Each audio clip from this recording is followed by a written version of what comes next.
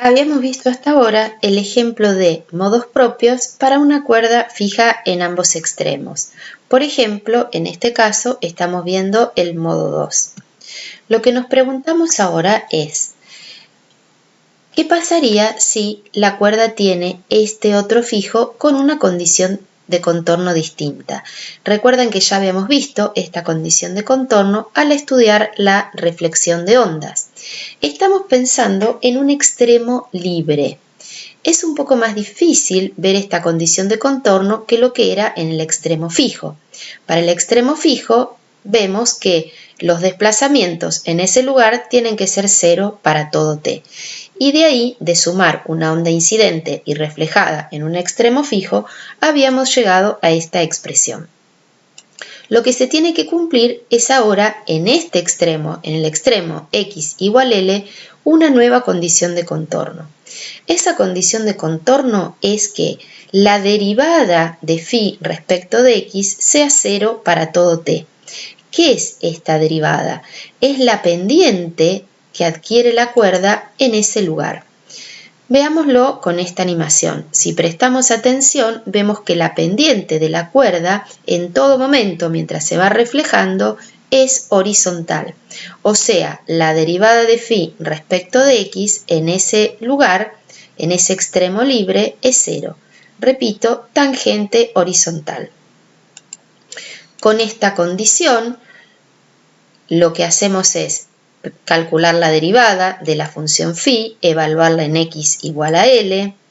Ahora resulta que para que esto sea 0 para todo t, el coseno de k por L tiene que ser 0, por lo cual k por L tiene que ser ahora múltiplos impares del pi sobre 2. Recordando que k es 2pi sobre lambda, llegamos a una nueva relación que tiene que cumplirse ahora entre L y lambda.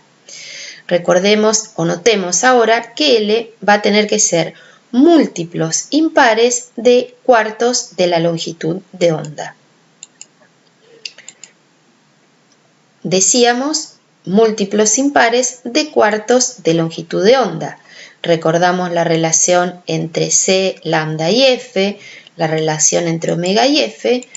¿Para qué? Para expresar esta misma relación, pero en vez de en términos de longitud de onda, en términos de frecuencia.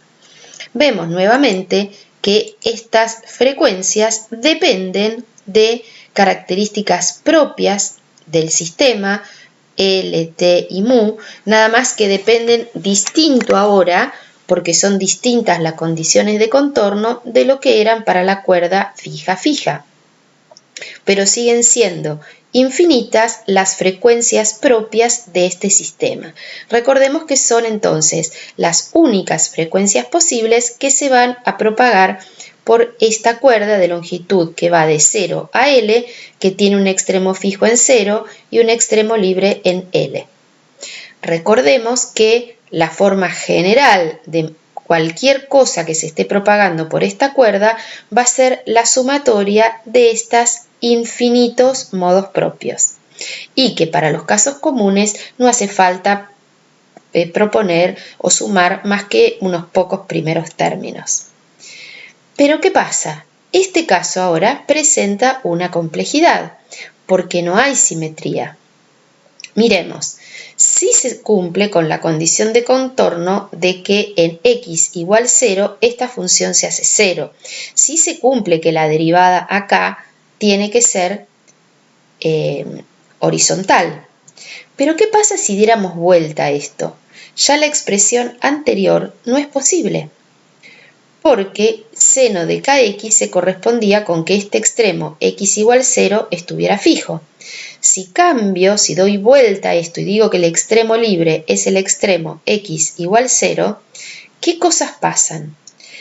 La función que representa a las frecuencias propias no cambia, pero sí cambia la expresión que me da phi, porque tiene que adaptarse a esta nueva condición de contorno. ¿Cuál es esta condición de contorno? Que acá los desplazamientos van a ser máximos. Si en vez de una función seno pongo una función coseno dependiendo de x, se cumple con esta condición de contorno. ¿Por qué no cambió el valor de las frecuencias propias? Lo pueden ustedes ver matemáticamente, pero pensémoslo. Dijimos que son frecuencias propias, entonces pueden depender de características propias del sistema, como L, T, mu, de las condiciones de contorno, pero no pueden depender del sistema de referencia, porque el sistema de referencia es una cuestión elegida arbitrariamente. Recordemos que ahora, con esta condición de contorno, sí, esta expresión verifica perfectamente. ¿Cuáles son los modos propios compatibles con esta nueva condición de contorno? Esto es compatible, ven que tengo tangente horizontal y desplazamiento cero, esto también, tangente horizontal, desplazamiento cero, esto, y así podríamos seguir. Como vemos, hay relación de impares de cuartos de longitud de onda.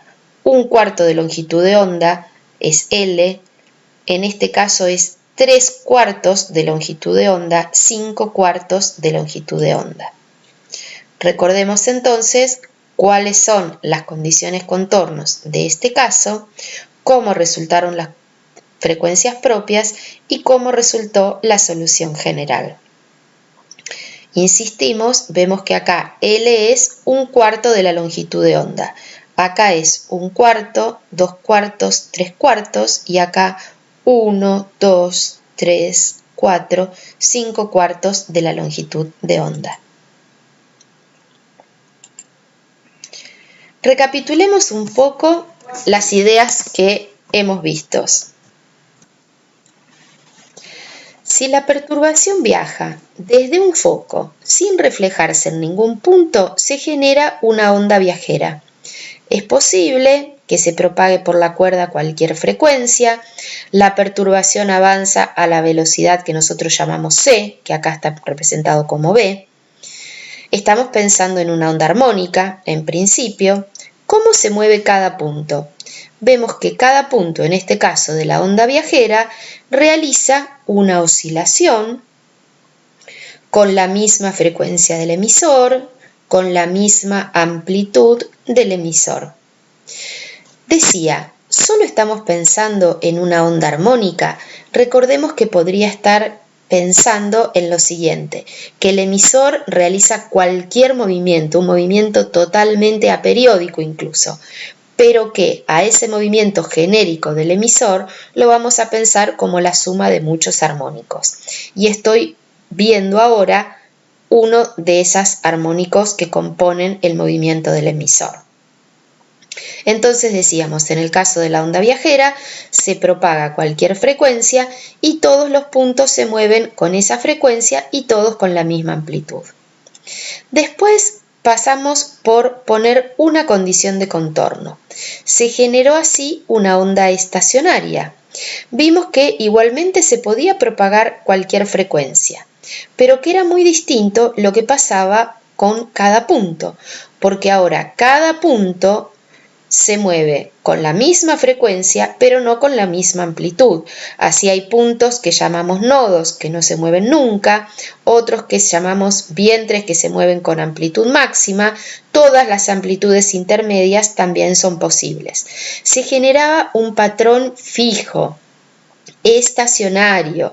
Vemos que hay algunos instantes en el que todos los puntos pasan por la posición de equilibrio, pero sigue siendo posible que se propague cualquier frecuencia. Si bien nosotros vimos estrictamente el caso de que se genere este patrón estacionario en un extremo fijo, como estamos viendo en esta animación, llega la onda incidente, comienza a reflejarse, y una vez que se ha reflejado totalmente, vemos ese patrón fijo estacionario, como decíamos. Pero notemos que lo mismo hubiera podido ocurrir, aunque no es el caso que nosotros analizamos, si el extremo estuviera libre. Igualmente se produce el patrón fijo estacionario. Avanzamos un paso más, pusimos otra condición de contorno y pasamos a hablar de ondas confinadas.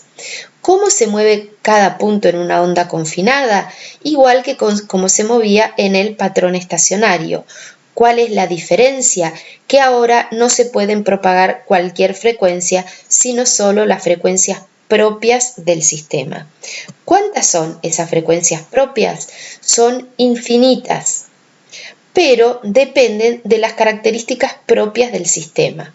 Para la cuerda vimos que dependía de la longitud, la tensión, la densidad lineal y de cómo son las condiciones de contorno, si los extremos están libres o si están fijos. Vimos que en correspondencia con cada frecuencia propia se genera un modo propio de vibración.